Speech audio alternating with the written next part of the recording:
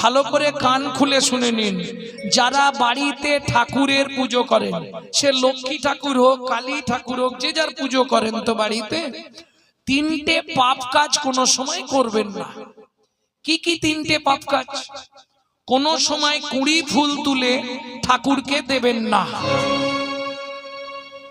যারা আমার ইউটিউব শুনে তারা নিশ্চয়ই এগুলো জানে। কোন সময় ৩-৪ দিনের বাসি পচা ফুল ভগবানকে দেবেন না। ২, ৩ নম্বর, যেটা আপনারা সব সময় পাপটা করেন, এটা করবেন না। সকালবেলা হাঁটতে যাবার নাম করে লোকের কাছে ফুল চুরি করে ঠাকুরকে দেবেন না। কি হলো, হাসছে কেন?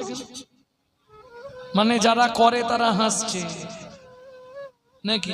হ্যাঁ, এ পাপ হয়। কোথায় বলা আছে?